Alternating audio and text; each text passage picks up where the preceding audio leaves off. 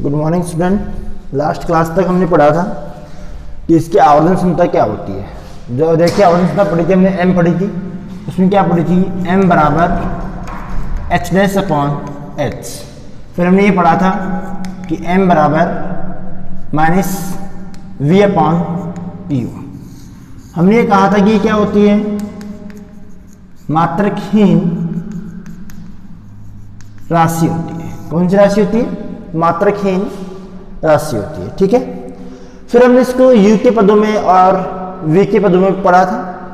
v के पदों में हमने इसलिए पढ़ा था कि v बराबर हमने पढ़ा था 1/v equal to 1/f minus 1/u। तो 1/v बराबर 1/ एलसीएम लेंगे f गुणा u, तो क्या हो गया u माइनस f। तो v का वैल्यू कैसे आएगा, इसमें हम करेंगे तो ये बन जाएगा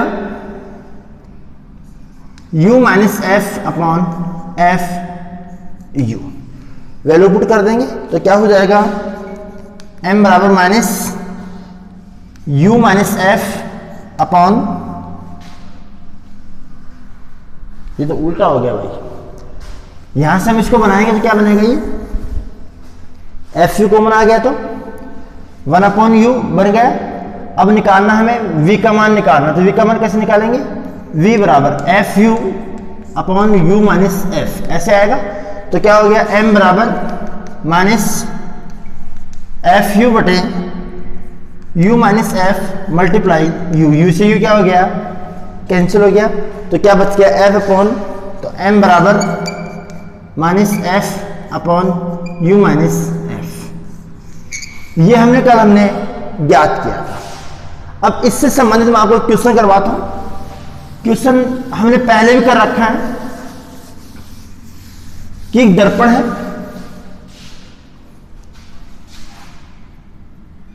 यदि 15 सेंटीमीटर वक्रता त्रिज्या के अवतल दर्पण के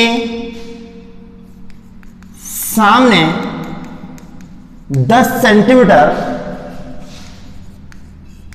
दूरी पर वस्तु स्थित हो तो उसके प्रतिबिंब की दूरी व प्रकृति ज्ञात कीजिए। यह हमने क्वेश्चन पढ़ा था।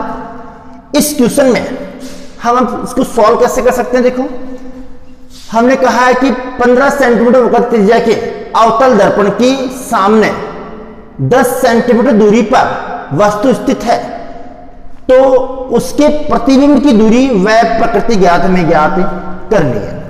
तो पहले क्या है, सॉल्यूशन में क्या दिया है, हमें दिया है कैपिटल R बराबर 15 सेंटीमीटर। तो F बराबर कितना हो जाएगा, माइनस का R बाई 2 होगा। माइनस का R बाई 2 क्यों होगा, क्योंकि अवतल दर्पण है। हमेशा ध्यान रखना, अवतल दर्पण की जो फोकस दूरी आएगी कैसे आएगी, ऋणात्मक आएगी, और उत्तल दर्पण की फोकस दूरी कैसे आएगी, धनात्मक आएगी। तो F बराबर कितना हो गया, माइनस 15/2। क्लियर। हमें निकालना है v का मान निकालना है, तो क्या आएगा, दर्पण समीकरण से क्या बन गया, 1/u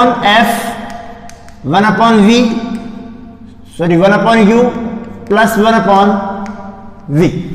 हमें v का मान निकालना है, तो 1/v बराबर 1/f माइनस 1/u। अब u का मान हमें कितना है, u बराबर दिया है माइनस का 10 सेंटीमीटर दिया है, तो वैल्यू पुट कर दो। 1/v बराबर 1/f, देखो 1/ माइनस का 15/2, फिर माइनस 1/- का 10, क्लियर? फिर कैसे आएगा? 1/v बराबर माइनस का 2/15 फिर प्लस 1/10। ठीक है, इसका एलसीएम कितना आ गया? 30 एलसीएम आ गया। कितना आ गया? 15 दूनी 30 और 2 दूनी 4, माइनस का 4 प्लस का 3। तो 1/v बराबर -1/30 सेंटीमीटर। तो v का मान कितना आया? v बराबर -30 सेंटीमीटर। मतलब ये कह सकते हैं कि वह प्रतिबिंब दर्पण से 30 सेंटीमीटर दूरी पर क्या होता है? बनता है। जब ये 30 सेंटीमीटर दूरी पर बनता है तो इसकी आवर्धन क्षमता कैसे निकालेंगे? देखो, रेखीय आवर्धन क्षमता कैसे निकालेंगे? अतः रेखीय आवर्धन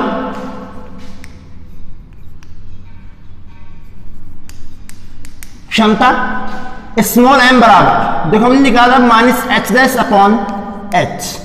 हमने v के पदों में क्या निकाल रखा है कि स्मॉल m बराबर माइनस v बटे माइनस का u, माइनस से माइनस क्या हो गया? कैंसिल। तो m बराबर क्या बन गया? -v/u। देखो u का मान हमें क्वेश्चन में दिया है 10 सेंटीमीटर और v का मान कितना है? 30 सेंटीमीटर। तो कितना आ गया? m बराबर माइनस का 30 बटे माइनस का 10, माइनस से माइनस कैंसिल और 0 से 0 कैंसिल।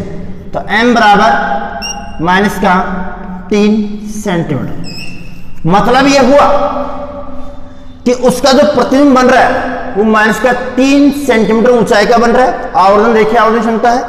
जब ये माइनस में आता है तो प्रतिबिंब बनता है वास्तविक। कैसा बनता है? वास्तविक। और ये प्लस में आता है तो कैसा बनता है? आभासी बनता है। तो उस प्रतिबिंब जो बनता है उस प्रतिबिंब की जो प्रकृति होगी वो प्रकृति कैसी होगी?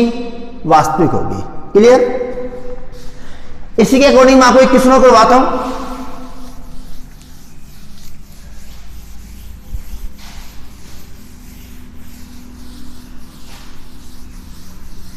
क्वेश्चन ये कह रहा है कि एक उत्तल दर्पण है, एक उत्तल दर्पण है। उत्तल दर्पण से f दूरी पर वस्तु स्थित है। मतलब यह हुआ कि उत्तल दर्पण के फोकस बिंदु f पर वस्तु क्या है? स्थित है। जब यह वस्तु फोकस बिंदु f पर स्थित है तो बिंब की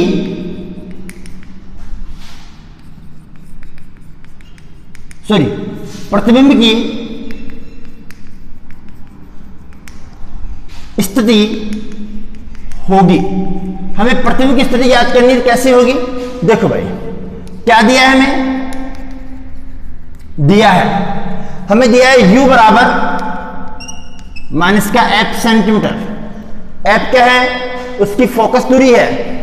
और दर्पण समीकरण से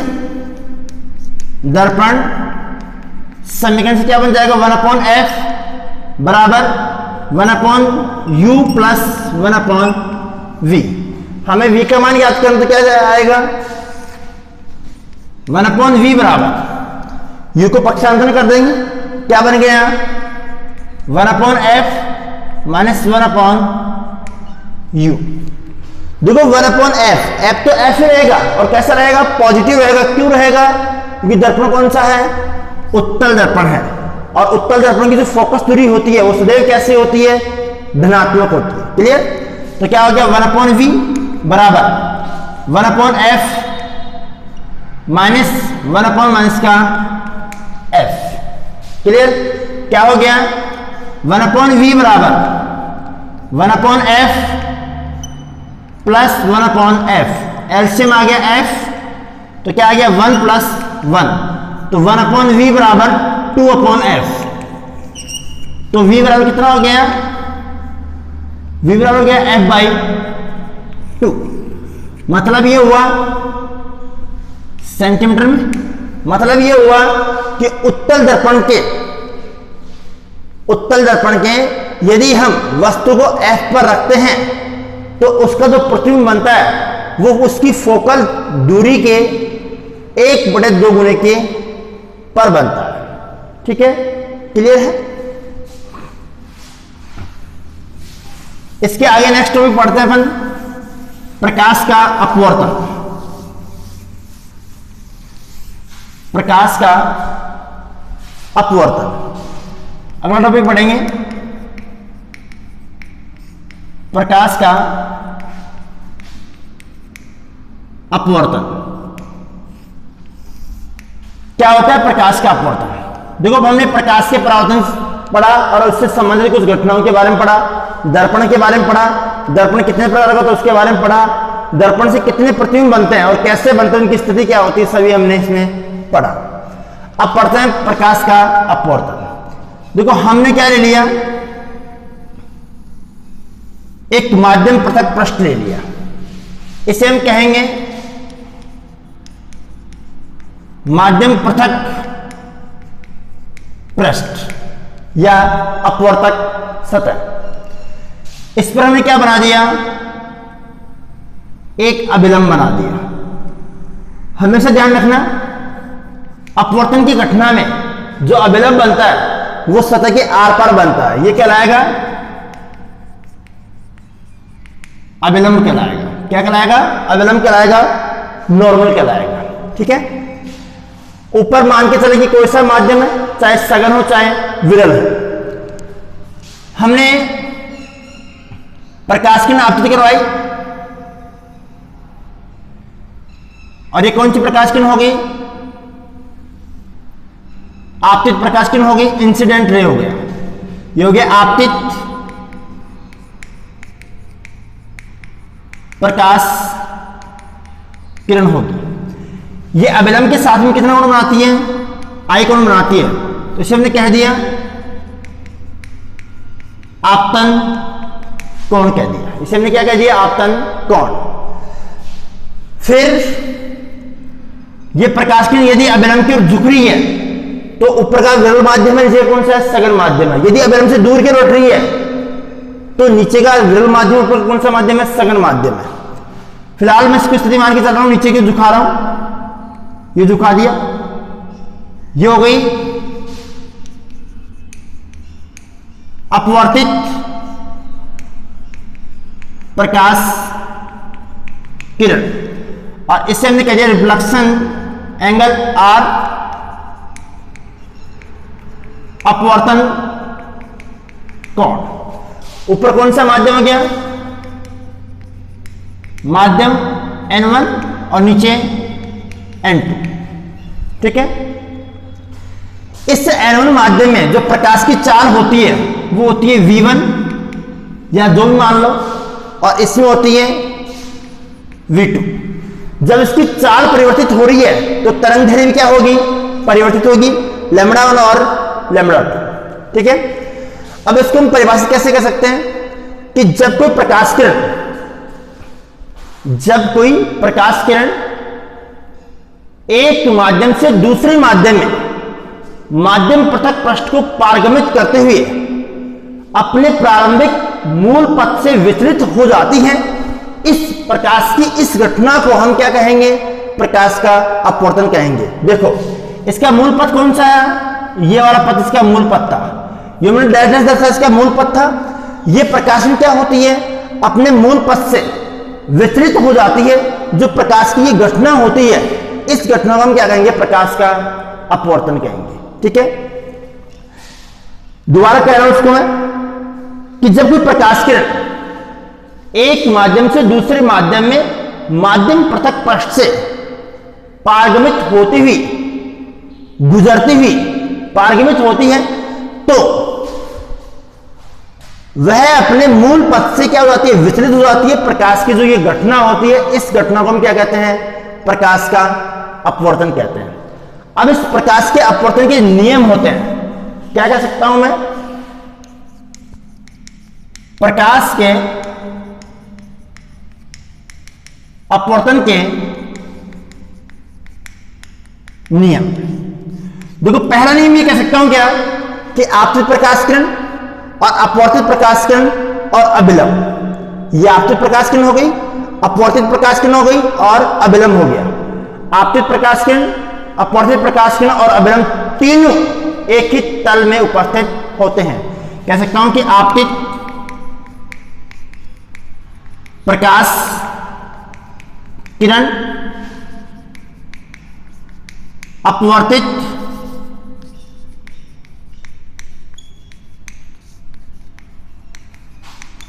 प्रकाश किरण व अभिलंब तीनों एक ही तल में स्थित होते हैं, एक ही तल में स्थित होते हैं।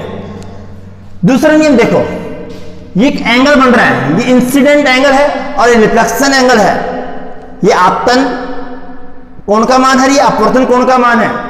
यानी कि जो आपतन कोण की ज्या और अपवर्तन कोण की ज्या, आपतन कोण की ज्या और अपवर्तन कोण की ज्या का जो अनुपात होता है वो एक स्थिरांक होता है और इसे हम क्या कहते हैं, स्नेल का नियम कहते हैं। दूसरा नियम देखो, आपतन कोण आई की ज्या क्या हो जाएगा, साइन आई, व अपवर्तन कोण की ज्या मतलब आर, और आर क्या कहेंगे, साइन आर का अनुपात स्थिरांक होता है, नियत होता है, स्थिरांक होता है। इसे ही स्नेल का नियम कहते हैं। इसे क्या कहते हैं, स्नेल का नियम कहते हैं। ठीक है, इसे हम कैसे लिख सकते हैं कि sine I upon sine R बराबर N2 upon N1। N2 upon N1 क्या है कि दूसरे माध्यम का पहले माध्यम के सापेक्ष अपवर्तनांक है, दूसरे माध्यम का पहले माध्यम के सापेक्ष अपवर्तनांक है। इसे हम ऐसे लिख सकते हैं, sine I upon sine R बराबर N2 1। N2 1 मतलब क्या हुआ, दूसरे का पहले के सापेक्ष, और N12 मतलब क्या हुआ, पहले का दूसरे के सापेक्ष। ठीक है,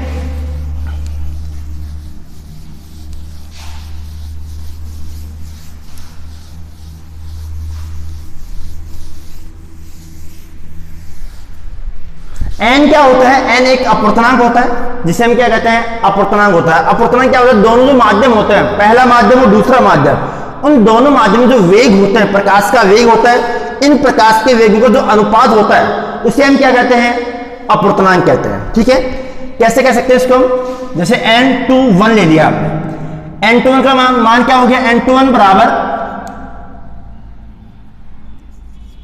दूसरे माध्यम का पहले माध्यम के सापेक्ष अपवर्तनांक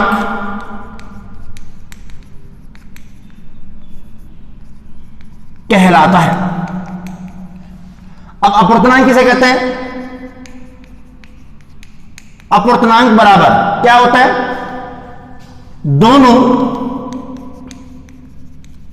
माध्यमों में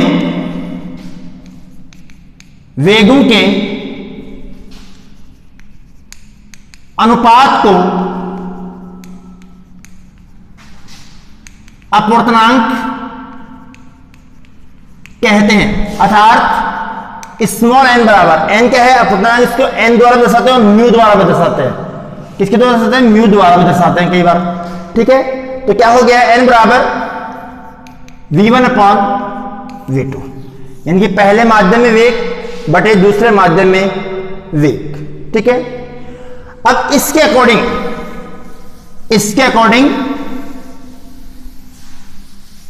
इसके कुछ स्पेशल पॉइंट होते हैं, वो आपको मैं समझाता हूं। देखो पहला पॉइंट क्या होता है, मैं आपको लिख रहा हूं पहला है sine I upon sine R equal to n21, ये लिख दिया मैंने।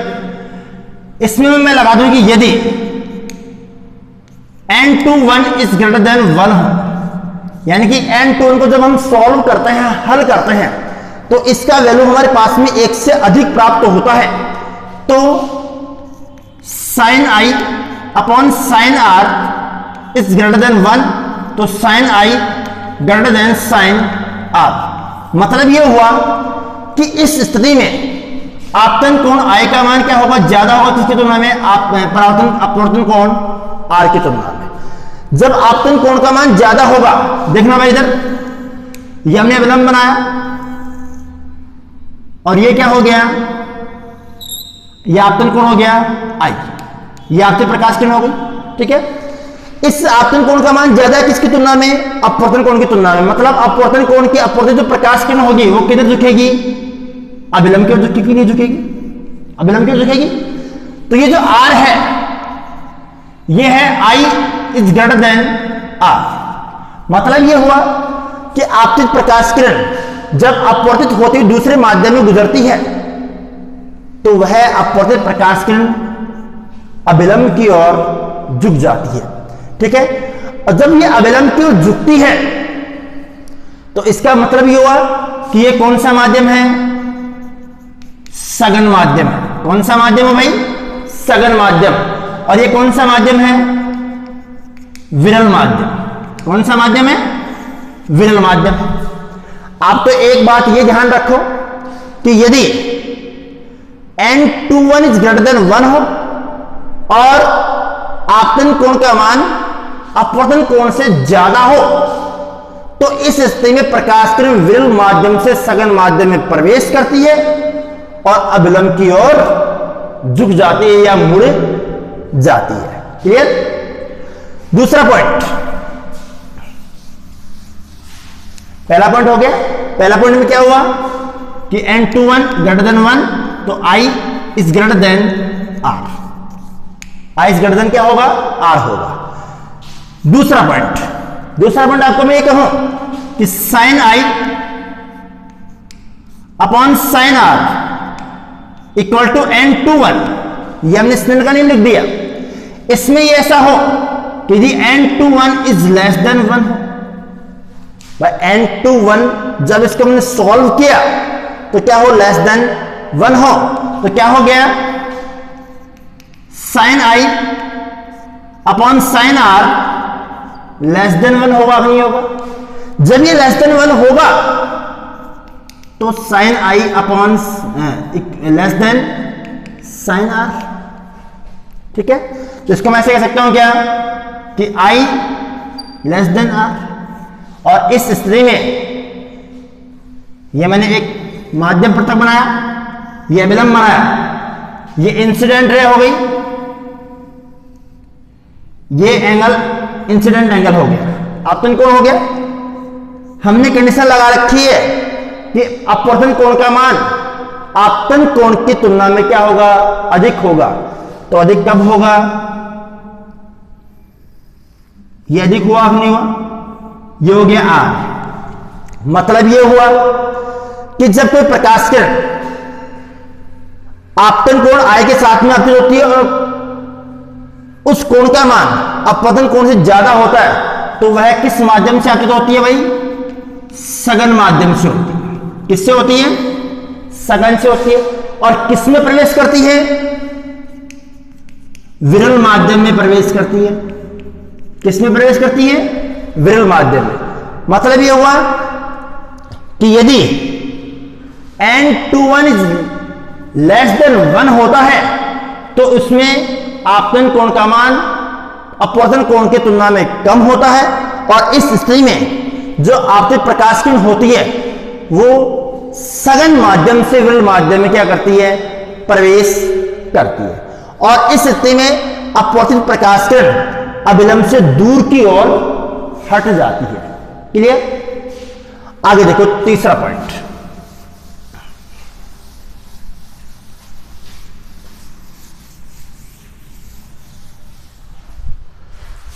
तीसरा पॉइंट देखो, मैंने आपको कहा कि स्नेल का नियम लगाया sine I upon sine R equal to n21 लगा दिया। अब मैंने आपको कह दिया कि n21 इक्वल टू 1 हो, और जब भी n21 इक्वल टू 1 होता है स्पेशल केस हो गया, मतलब दोनों माध्यमों के जो अपवर्तनांक होंगे वो क्या होंगे, समान होंगे। समान होंगे तो मैं ये कह सकता हूं क्या कि दोनों माध्यम क्या हो गए, समान हो गए। जब दोनों माध्यम समान हो गए तो sine I upon sine R बराबर 1 हो गया, तो क्या बन गया,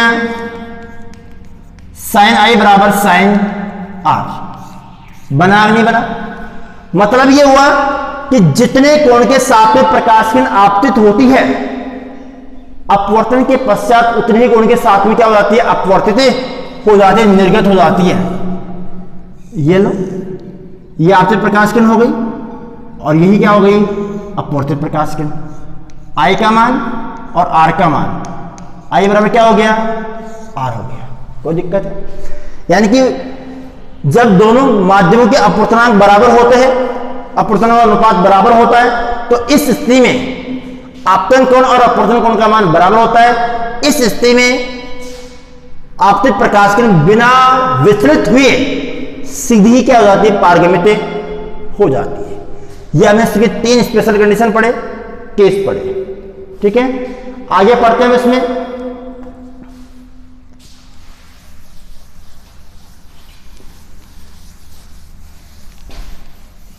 निरपेक्ष अपवर्तनांक, आगे क्या पढ़ते हैं, निरपेक्ष अपवर्तनांक। निरपेक्ष अपवर्तनांक का मतलब क्या होता है कि किसी भी जैसे माध्यम लिया आपने, कोई भी माध्यम लिया, जल माध्यम ले लिया, वायु माध्यम ले लिया, या कांस्य माध्यम ले लिया, उस माध्यम का जो निर्वात के सापेक्ष वेग होता है या चाल होती है, उसे हम क्या कहते हैं, निरपेक्ष अपवर्तनांक कहते हैं। अलग अलग के लिए, वायु के लिए अलग होता है, 1.009 होता है, वाटर के लिए, जल के लिए अलग होता है, ग्लास के लिए अलग होता है। ये सब हम पढ़ेंगे अगली नेक्स्ट क्लास में। ठीक है, धन्यवाद।